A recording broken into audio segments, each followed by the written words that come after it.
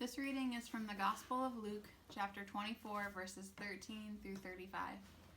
Now on that same day, 2 of them were going to a village called Emmaus, about 7 miles from Jerusalem, and talking with each other about all these things that had happened. While they were talking and discussing, Jesus himself came near and went with them, but their eyes were kept from recognizing him. And he said to them, "What are you discussing with each other while you walk along?" They stood still, looking sad. Then one of them, whose name was Cleopas, answered him, "Are you the only stranger in Jerusalem who does not know the things that have taken place in these days?" He asked them, "What things?" They replied, "The things about Jesus of Nazareth, who was a prophet, mighty in deed and word before God and all the people, and how our chief priests and leaders handed him over to be condemned to death and crucified him. But we had hoped that he was one to redeem Israel.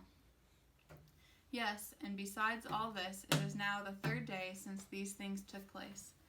Moreover, some women of our group astounded us.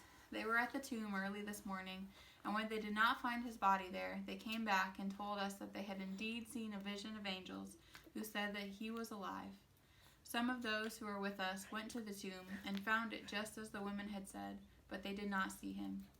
Then he said to them, "Oh, how foolish you are, and how slow of heart to believe all that the prophets have declared. Was it not necessary that the Messiah should suffer these things, and then enter into his glory?" Then, beginning with Moses and all the prophets, he interpreted to them the things about himself in all the scriptures. As they came near the village to which they were going, he walked ahead as if he were going on. But they urged him strongly, saying, "Stay with us, because it is almost evening, and the day is now nearly over." So he went in to stay with them. When he was at the table with them, he took bread, blessed it, and broke it, and gave it to them.